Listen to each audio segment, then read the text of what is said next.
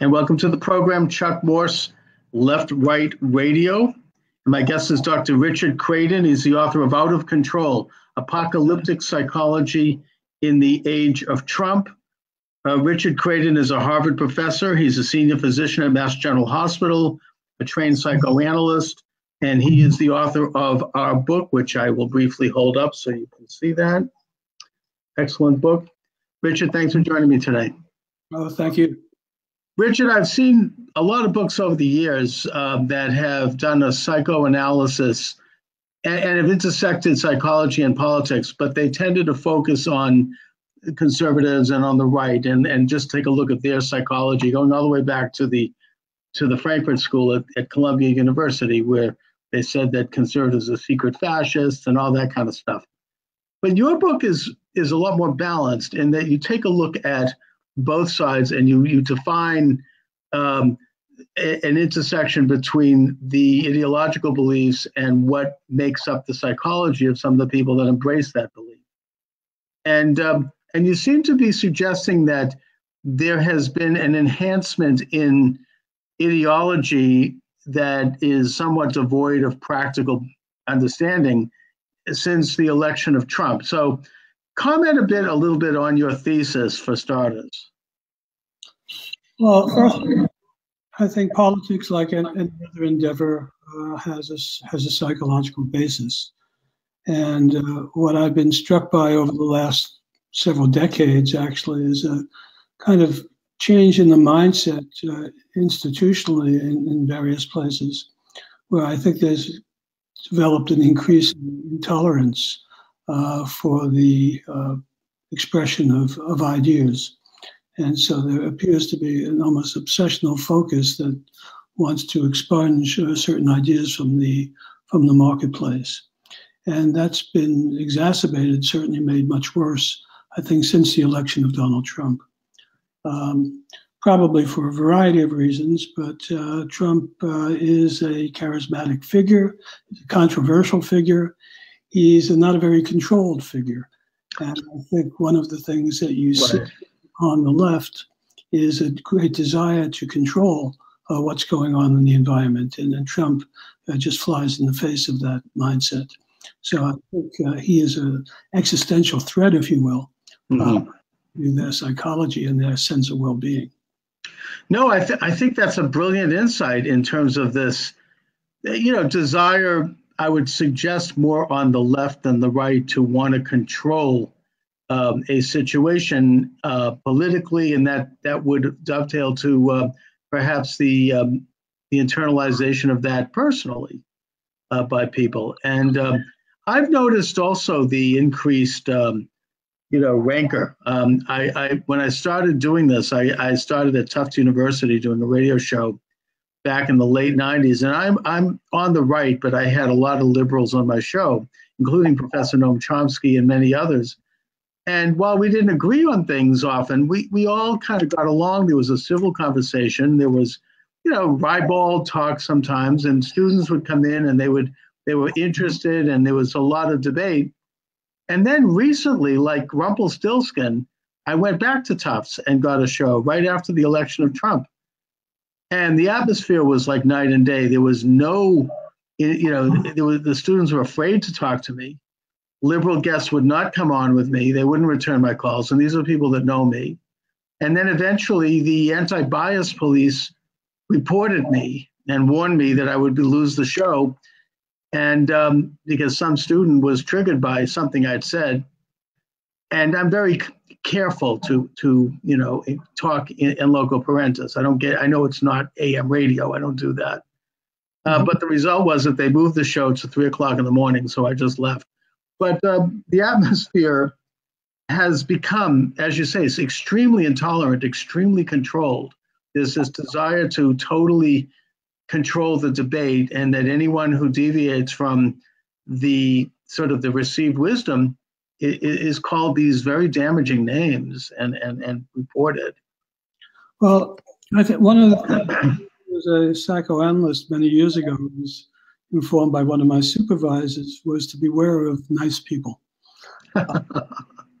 And I think because in a way, many people, I think, are currently involved in signaling their virtue and trying to be very nice and polite, but generally that means that there's a lot of anger somewhere that's being repressed.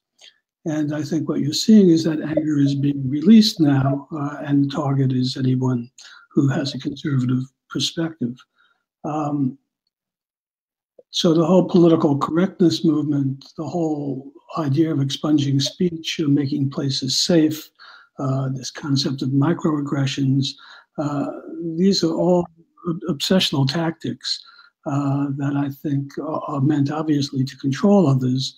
And ultimately, I think to scapegoat them and remove them from the marketplace of ideas. If they had their way, I think that is what they would do. And I think that this idea of control is really a great insight, because I think it's always been there, but it's becoming hyper active in these times because of the election of Trump, and because, I mean, Trump is definitely an unpredictable character, but I also think that in many ways he's a revolutionary figure, in that he is threatening to dismantle the whole liberal edifice going all the way back to Wilson and Teddy Roosevelt. I mean, he's really brought in a question, 100 years of the gradual growth of the superstate in this country. And if you look at his inaugural, it's amazing. Returning, now whether he'll do this or not, that's another question, but he represents this. I mean, the idea is that this is what made him win, I think. And that, the idea of putting America first, these things drive liberals crazy. I mean, but they're basic common sense things that even liberals have intoned over the years. But in the case of Trump, he actually seems to mean it. And it's a big threat, I think, politically. And I think the reaction is this kind of hyper controlling aspect that is coming very much out to the fore. Well, I would agree with that. I think essentially he's done what the young boy did in The Emperor's New Clothes. He's saying that essentially this is all an illusion that you're creating here. And it's a fantasy of a kind of utopian sense, but it's certainly not pragmatic, and you can't run a country on this basis. And, the idea of a country without borders, as Trump says, and many others would say, and I think most liberals would have said, even 5 years ago, is a nonsensical idea. But now, if you challenge that, you're labeled immediately as a racist or a bigot or worse. And, it shuts down free speech.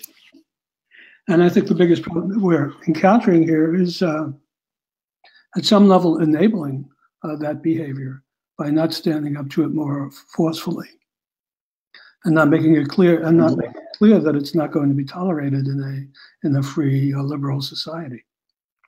Absolutely. And I think that's in a sense what Trump has done, even though he's done it sometimes in a rather vulgar and unpleasant way.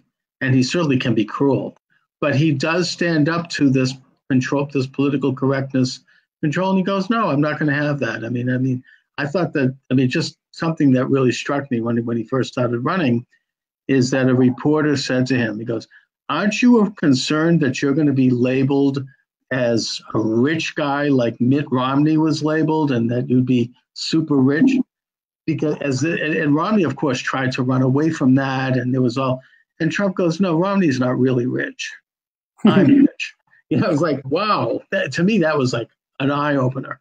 Well, the beautiful thing I think about Trump is at some level, he doesn't really care that much about what people think of him. He may care about how many people are watching him, but I don't think he cares that much about whether they judge him as being a nice person or not so nice a person, where I think most individuals, most people on both sides of the spectrum are concerned about that. And as a result, I think you find everybody kind of falling in line to some level or another. Even the people who support Trump are to come out and say that I'm a Trump supporter for fear of being labeled in a negative way. And also, I think that the Trump supporter, and I include myself in that, we're not, there's not a hero worship. I think that Obama had a cult worship. You would never hear him criticized. But it's a more normal hope and kind of a wary respect. Conservatives don't worship government. We're fearful of government. We want to, keep a suspicious eye at government because government is power. In a sense, I suppose you might say psychologically, it's the opposite of the liberals, of the left, in that we don't want the government to control. We want to have the maximum amount of control to the extent it's natural over our own lives and destiny. We don't want, we want the government to protect that, but we don't look to government, and we don't look to government figures. You very rarely see like a conservative treated with this kind of iconic worship that you'd see somebody like an Obama or the Clintons. We maybe respect things about, like, for example, Reagan. We respected aspects of him, but I never heard this worship. It's not part of the conservative mind. It's not the way conservatives look at the world. I think that's true. I think there's an idealization that goes along with this whole obsessional mindset. It's part of what they're looking at kind of globally. But I think what's interesting to me is how much emphasis they put on process and style as opposed to actual accomplishment. So someone like Trump may misspeak, he may not be terribly articulate, but he's certainly more effective than any president I recall in my lifetime. Yeah. As compared to an Obama or even a Clinton, who obviously could present themselves perhaps in a more attractive way, but right. With very little done. I think he's probably the most effective president since Roosevelt, in a way, in terms of actually getting stuff done, and against an incredible amount of opposition, not only in this here, but in the world. It's really amazing, actually. Yeah, he's really, in some ways, a very extraordinary character. For him to have gotten what he's gotten done in the course of less than 2 years, and as you said, in the face of incredible resistance and all types of negativity, with no support from the press, it's quite astonishing that he wakes up every morning and seems to get something else accomplished. And you mentioned this phenomena amongst liberals of like taking positions and saying things and looking a certain way, as if that in and itself is doing something. And I think that's a lot of this business about race identity and ethnic identity, that if they nod in that direction and say, we want to support someone for office because they happen to be African American, or they happen to be gay, or they happen to be a woman, or whatever it is, that they feel that they've done something. Whereas it's a lot of it is just it's visual, it's an image. Whereas I think with Trump, he actually is doing things to improve race relations in the real sense. He's reducing unemployment. He treats minorities the same way he treats everyone else. He understands what people want. They want to work. They want to have a sovereign life, and and I think that in a way the left is projecting, because a lot of their policies have actually hurt minorities over the past many decades. And it's something that they would never, ever address, even though it can be demonstrated very easily. So this whole attack on not just President Trump, but on anyone who would dare to support him as having something against minorities, it's so divisive, and it's so damaging to the delicate fabric that this country has anyway with race relations. And so self-serving that I just, and it didn't work for them with Trump, and yet they seem to be ramping it up more than ever. Well, I mean, it works for at least half the country, and I would suggest it actually works for more than half the country in many respects.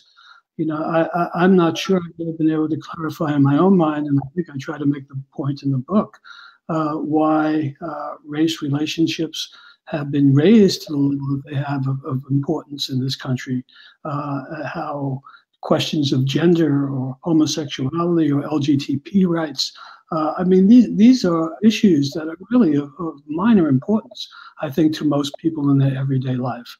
And yet they've become extraordinary issues of extraordinary importance for certainly people on the left, but I think even people on the right who are concerned about being labeled bigots or racists. It's somehow the whole message has been co-opted by the left, and there's really no basis for it. No, but yet it's the biggest tool in their toolbox. It's and it serves, I think, many purposes. It serves a dialectical purpose of dividing people, and it's also a weapon that they can use against anyone who is an opponent of theirs, and they've done it successfully. And usually, nobody wants to be called these kinds of names. It's ugly.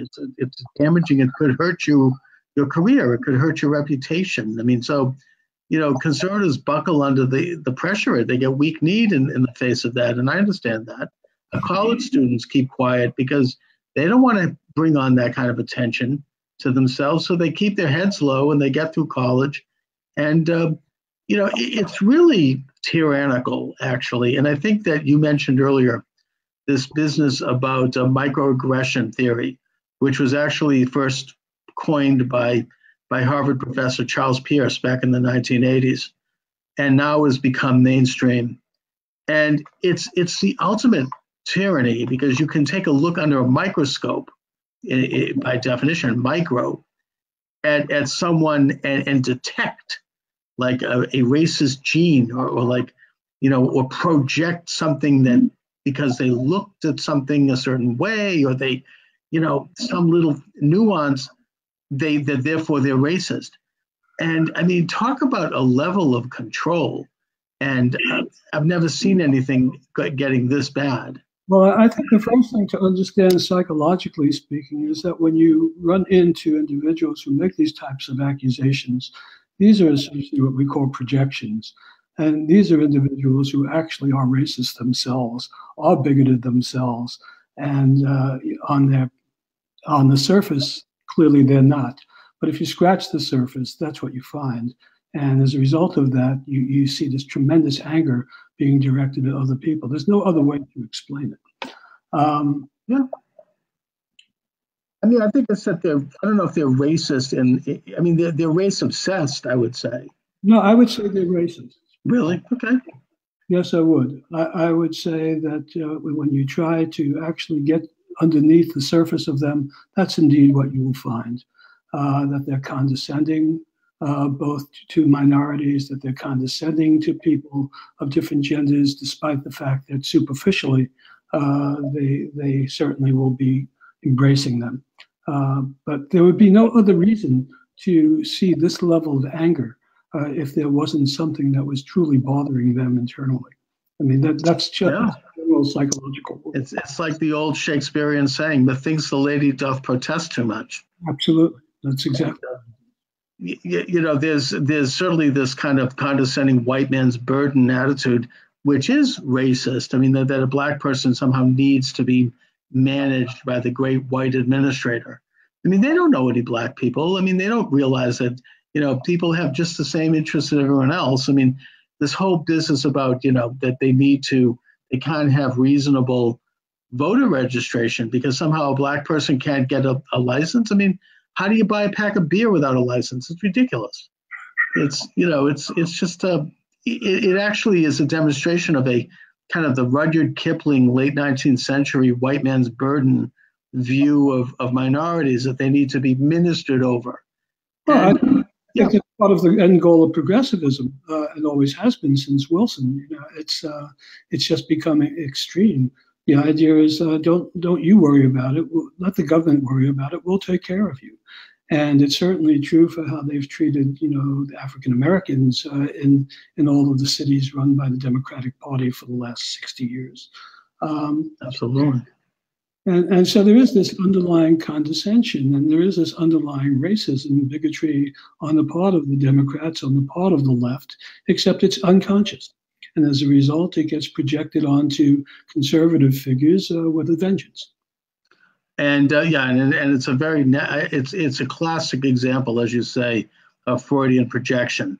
That rather than look at myself, I'm going to project the negative qualities of myself on my perceived opponent. And I think that when, in a sense, I've heard I don't know if you've ever heard Jeff Kuhner, the talk show host on WRKO in Boston. His parents grew up in a communist country. He says that something they always told him is that when the country, whatever they were screaming the loudest about, was what they were doing. Well, sure. Look at this whole Russian collusion. I mean, it's a wonderful example. I see very little, if any, evidence that there was any Russian collusion on the part of the Trump campaign. But there certainly seems to be an abundance of evidence that Hillary Clinton was involved in colluding with Russia to get this particular dossier. So, I mean, it's just nonsense at some level. And my message is really that to the extent that it's possible, conservatives should really begin to pay little attention to what these people are labeling you as, because they're just talking about themselves. I think that's a brilliant observation. And the other thing that I find quite ironic about this so-called Russia-Trump thing is that wasn't this what they were squawking about in the 1940s and 50s when there were real Russian colluders in the government? I mean, you know, and as somebody that investigated that, people like Alger Hiss, I mean, these people were working with Stalin, and all of a sudden you can't talk about that. But that's another subject for another day. But it's just an interesting kind of a reversal of they're doing the same thing they accused conservatives of doing, and by the way, good liberals too back then, when they were concerned about Russian infiltration of the government. You know. Well, yes, I mean, up until very recently, the Democratic Party and the left has always been a strong supporter, or at least more tolerant of what's going on in Russia than anyone on the right has ever been. That's but true. The tables have turned. And again, you know, I think it's difficult to sort out. I think this is taking place at two different levels. I mean, there is a level that's purely political, and it's purely being driven by power. And people in Congress, in the Democratic Party, I think at this point would say virtually anything that they needed to regain power. But for the rest of the population, it's a different story. And it's, you know, there are individuals who are being indoctrinated in the schools in a certain, to a certain mindset. They're hearing it constantly on social media. They're hearing it constantly in the mainstream media. So it's very difficult for them to like sort out what is real and what is not. You know, up until not that long ago, I used to get my news from CNN, and I watched during the Trump campaign, and I watched Trump's speeches, and I watched the commentary afterwards, and I said, there's no connection to what I just saw and what this commentary is about. And after that, I tuned it out and only watched Fox. Well, I know what you mean, and I've never seen the media more blatantly partisan. And in fact, you know, they always have had a slight partisan angle. I mean, you know, like old Walter Cronkite, that's the way it is. I think Douglas Brinkley, his biographer, kind of blew the, you know, kind of let the cat out of the bag in terms of how left-wing he was. But putting it aside, I mean, he had to at least act somewhat objective in front of the camera. Now they're just, you know, hey, this is what we're going to do. And they're talking in a way, you know, you talk psychological stuff. It's this constant drumbeat of trivialities day after day. You know, the other day I was tuned into MSNBC just at different moments throughout the day and the night just to see what they were talking about. And they were talking about the same thing, which was a non-story, whether President Trump, as 10 years ago, had signed an agreement to ask a woman he'd had an affair with to be quiet. And it's like, this isn't really something that belongs in the major media. That maybe is okay for the gossip columns. But to be talking about this all day and constantly mentioning it, and today too is the same thing. I mean, it's psychologically an attempt to really massively influence people and wrap people up in almost a condition where they're losing touch with bigger realities. Well, it's certainly obsessional, if you want to put it in those terms. But I think what they find intolerable is that these self-styled elites, you know, from academics and have really been outsmarted by a New York businessman. And no matter what they do, it seems to roll off his back or just bounce off of him. And he just keeps going out every day and accomplishing more and more. And I think it just makes them feel extremely insecure and really piques their narcissism and their anger about it. Okay, my guest is Richard Kradin. The book is Out of Control. He's the author. Apocalyptic Psychology in the Age of Trump. I just want to again let people see this. It's excellent. I cannot recommend it more highly. Richard, as we approach the midterm elections, I already can sense that things are going to get uglier and nastier. Now they're like, attacking Trump cabinet members when they're at restaurants. I just read that they vandalized Betsy DeVos's yacht. They smashed Trump's star on the Hollywood Walk of Fame. I would almost expect that we might see violence. And, you had Cory Booker get up in the U.S. Senate and refer to Supreme Court nominee Brett Kavanaugh as evil and this kind of overwrought activity. What do you see coming down the pike in terms of the next couple of months as we move toward the midterm elections?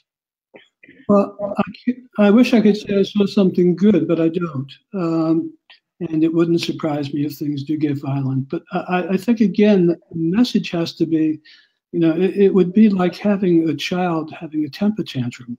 Somehow the adults in the room need to contain things. And if people are breaking laws, and I think they are left and right, they may not be laws that usually are enforced, but they are enforceable. If they're breaking these laws, then law enforcement needs to step in and send a message.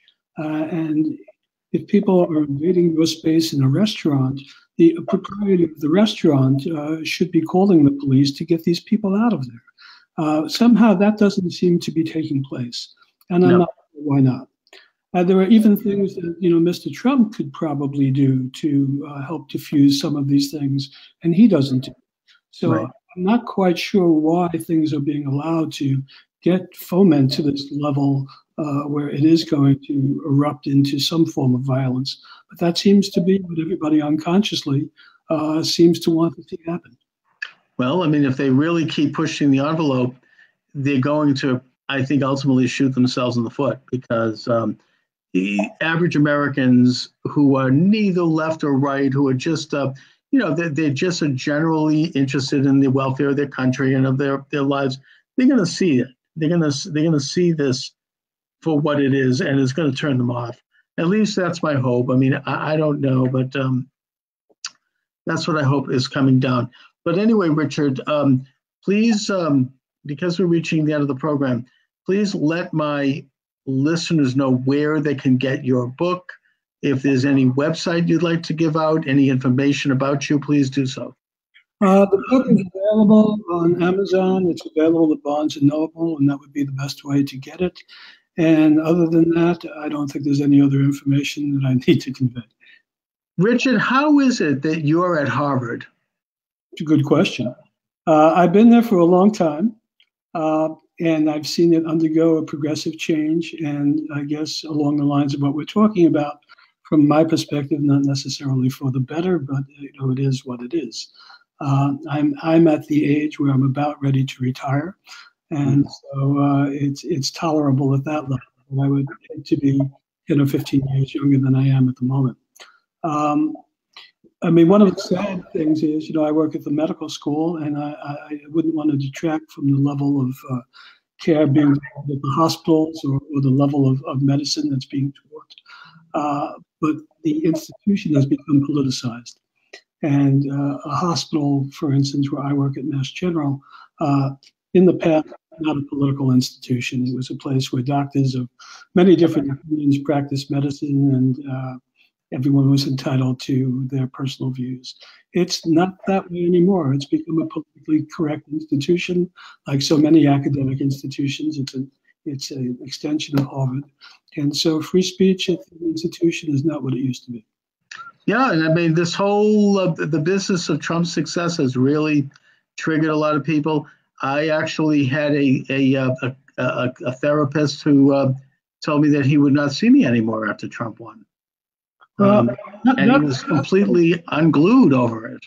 Well, that's really very sad. You know, I'm in the midst of writing a book at the moment that has to do with just this issue and the practice of psychotherapy, because morality is a big issue in psychotherapy, and the psychotherapy community is pretty homogeneous and oriented toward conservative voices in psychotherapy. But, you know, it's troublesome. I've seen, for instance, patients over the course of my career who are transsexuals. In the past, they were rightly labeled, I believe, as being severely mentally disturbed, you know, essentially quasi-psychotic. And now it's become an accepted norm, or even something that's touted as a positivity. Well, it's very difficult to practice psychotherapy in that type of setting because it's. There might be a happy medium in that. What if somebody comes to a therapist and says, you know, I'm struggling with some of these issues, and I want to talk it through. Does the therapist say, that's too bad, that's who you are? No, I don't think so. I think you get to talk it through, but you don't normalize it. You know, there are some things that are still out of the norm and need to be considered such in order to talk it through in a therapeutic manner. But that's no longer the mainstream of thought in the community. So it really raises major questions about morality and what's normal in the society. Well, it sounds like therapy has become politicized. It has become politicized, very much so. That's too bad. All right, Richard, thanks so much for joining me. Thank you. It's been a pleasure. Thank you very much.